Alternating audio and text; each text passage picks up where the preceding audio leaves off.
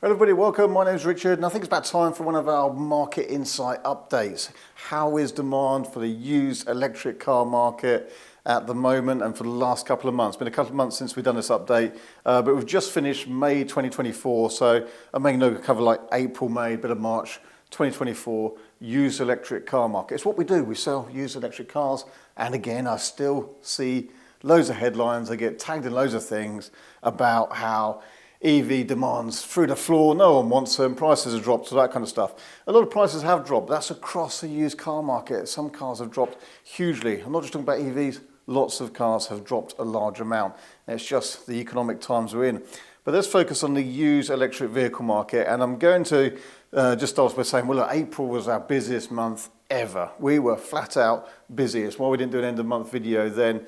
And then as we just finished May was a bit quieter actually, but still generally pretty good. But however, in this data I'm about to give you here, a bit of a data overload, is not my figures. This is from Auto Trader, which is arguably the biggest used vehicle platform in the UK, and I'm going to focus on electric cars and Teslas as well, because simply we sell quite a large proportion of our cars are Teslas. So used electric cars of all manufacturers, but a large amount of Teslas. A lot of our viewers are Tesla owners, so let's just cover some of that in specific details.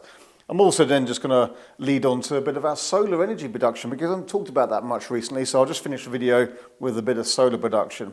However, let's get straight into some figures here. So firstly, I'm going to cover the last 13 weeks for all electric cars on the used market. Again, data from Auto Trader. So other dealers might be watching this and saying, and I've seen various quotes of such people going, yeah, but I won't stock electric cars because no one wants them and all that kind of stuff. Well, just look at Auto Trader data. The information's all there. If you don't want to stock them, it's fine, no problem by me. But I'm just saying, it's generally, as you should see here, demand is actually good. So for the last 13 weeks, the market health for electric cars, used electric cars, has been up 34%. Now, market health, again, if you haven't seen the videos before, market health is a balance between the demand, how many people are looking for these cars, versus the supply. So if there's lots of cars in supply, it doesn't matter how good demand is, it kind of balances out. So market health is a factor which we look at because it's a combination of demand versus supply. And it's up 34% for the last 13 weeks. You see on the graph that we'll show now that it's kind of been wavering. In fact, it's even dipping a little bit at the moment, but generally 34% up. And that's a combination of demand, which is 56% up compared to the year before, at the same period.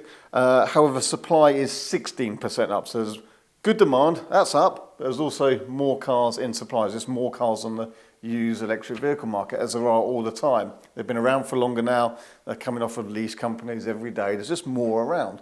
And that's really why prices have been dropping.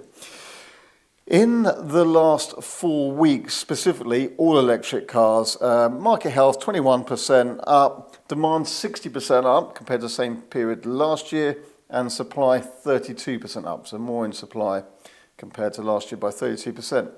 Now let's drill down a bit more to Tesla only. Last 13 weeks, market health 6%. Demand is up 36%, supply is up 28% though. So you can see there, supply is up quite a lot, and so although demand is as well, it means that market health is only 6%. So actually, if you look at just Tesla compared to all electric cars, it's on the slightly weaker side even. On the last 4 weeks, the market health for Tesla is actually down 2%. We've got 37% up on demand. Loads of people looking for them, but there's a plus 40% in supply. However, you'll just see in that graph there, it's just starting to decline recently. I've found as well, you know, I spend most of my days looking for good used electric vehicles, and it's become a little bit harder the last few weeks. So, yes, there are more in supply, but I think actually as demand is strong, and again, as more people get reassurance about stocking electric cars, selling electric cars, maybe there's just more being bought and less in the trade and supply and stuff like that. So, some interesting data there. You have to also bear in mind the new registration dates often lead to a bit of an influx of new registrations, which then follows on in later years to those cars coming off of the fixed lease terms, like 2-3 year leases. So there's just more around. And I wanted to add a comment as well. So I've been speaking to people about, some of the bargains out there for you in the used market for things like Taycans, Audi e-tron GTs, Mercedes EQSs. They've seen huge depreciation in the first 6 months, year, 2 years, 3 years of their lives. So Taycans and e-tron GTs, amazing bargains on the used market. Why have they dropped so much? Are they bad? No, they're great cars. They're really good. People that follow me will know I've rather been partial to the Taycan. But these cars, what I was trying to explain to people, and again, I'll see if I can get it across a little bit in this video, is a lot of people that buy those cars do perhaps run a business, and it makes a lot of sense to buy electric cars if you owner of a business or you get one as a company car. There's first year capital allowance that applies when you buy a new electric vehicle. However, in the used market, if you're going to spend the £60,000 to £100,000 for an electric vehicle, you're probably either going to go new or just wait until they're cheaper, because then basically there's no point going to buy the 6-month-old one. You may as well go and buy a new one because of the tax benefits you get from that. So therefore it leaves that market for the first couple of years for those premium electric vehicles a bit non-existent. Who's going to buy that? If you're the business buyer doing that, then you're going to go and get the new one. So really the prices have to come down to the kind of private buyer budget, which typically is more like up to 50, maybe 60,000.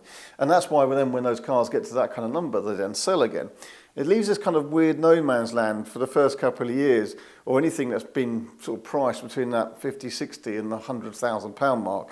Is a bit of a, who's the buyer for that? So does that make sense? Maybe I'll do another video trying to explain that a little bit better, but that's why there's some mega depreciation on some of those cars, as there are combustion, diesel, petrol as well, but particularly electric, because there is that point where you go, if you're buying it through a business, you may as well get a new one. What's the point of getting a 6 months or year-old one for 70, 80? You may as well get the new one. Hence this no man's land until it goes to the private buyer market once it gets a bit cheaper. But if you're in the market for such a car, some amazing bargains out there on the used market at the moment. So what else has been going on? April busy, May a little bit more sensible. A lot of current news around Teslas about the new Model 3 performance. And yes, I do have one on the way. In fact, I've now got my delivery date not too far off now, 14th of June. Now, I've got to admit, again, maybe this is a separate video, but I've been a bit uncertain even to perceive this. The Model 3 Performance is a fantastic car, always has been a brilliant thing. Actually quite good value for money when you think of the performance it's got, the everyday usability. And our old one outside is on nearly 110,000 miles. It's just been brilliant. It's fantastic. It still gets used every day.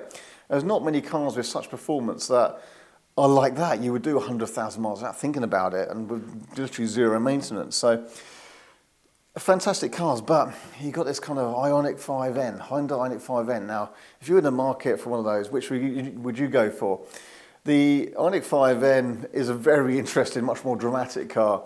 The Tesla, I don't know, maybe it's just not as dramatic or as interesting, but it will be very good. And I see videos from some of the first people collecting them now in the States and some review channels, and there's some great tax incentives which make it a lot cheaper than something like the Hyundai Ioniq 5N. But in this country, there's a £5,000 difference between the two cars. It's not a great deal. So if you're watching this video, would you choose the Model 3 Performance or Hyundai Ioniq 5N? Well, in reality, I'll probably continue with the order for the Model 3 Performance to see what it's like. Will it be interesting enough? It's always been superbly good, but almost like sort of very efficient and stuff. Maybe not as much character as why I often step back into a Taycan. Not as good an EV for efficiency and charging experiences and stuff like that, although they can charge fast. But it just had more character. And I wonder what the new Model 3 Performance will be like for character. Well, I think there's one way to find out. I'll get one, and then we'll do loads of videos on that. So if you want to see real-world videos, real-world uses, I never get press cards, so it's not going to be a car I get for a day or two and then do a review. Same as everyone else, this will be a car that I drive and use with family and work and all that kind of stuff. So there'll be loads coming up on that. This new rear motor, how efficient will it be? Is the performance really going to be much better in the real world, not just on sticky drag tracks in California, but real-world difference in performance? We'll find out. One thing to bear in mind, a lot of our audience do watch from the USA. Here, we will get the cars made in China, and that'll be a 79 kilowatt-hour battery, which only has, I think, a 415 kilowatt output. So we'll probably have cars that are less powerful than the ones in the US, and they're vastly more expensive than in the US. So maybe not as quick, vastly more expensive, where they get the 82 kilowatt-hour pack. So there's all this kind of uncertainty there, and I have been a bit on the fence. So anyway, that's me personally about new Model 3 Performance, but I am due to get one in a week and a half's time. So that's good, isn't it? Hopefully, we'll see. Still a bit unsure, but there we go. That's one car I won't make money on, I bet that one. Anyway, solar. Let's see, we haven't talked much about solar. So again, for those who haven't watched our videos before, 18 months ago now, we installed a load of solar panels on the roof here, a couple of Tesla battery storage packs there, and it's been brilliant. It's paying itself back easily, but it's just a good thing to do. And even though we're charging electric cars every day, we are becoming more and more off-grid. So just to give you an idea, I've got the numbers for March, April, May. March we produced 1,840 kilowatt hours. April 2,741 kilowatt hours of electricity. And in May 3,528 kilowatt hours. And we haven't exactly had brilliant weather so far this year in the UK. What does that mean for how off-grid we are? Well, in March, even in March, where we didn't have the particularly long days, 72% off-grid. April, 83% off-grid. And in May, 90% off-grid. So I think that's great. It's a money saving and it's just a great thing to do. And as ever, I always say this, I look out here, this industrial estate of all these roofs, they could easily have solar panels. They could all be making electricity. It would be a fantastic thing to do. I've also seen good savings at home where I installed just some Tesla Powerwalls. I haven't got solar yet, it's a period property. I'm not, well, yeah, I'm uncomfortable putting some panels on the house because, as I say, it's a period property. I'm the first to admit it wouldn't suit it, but black panels on the roof. Maybe when it gets retiled, we'll do something there. Maybe we'll do some solar panels somewhere else. But just having Tesla batteries means that it charges at night off the cheap electric. That runs the house all day long. So the house runs just off the cheap overnight electric. They do that, save it a couple £100 a month. It's unbelievable. So I love that as well.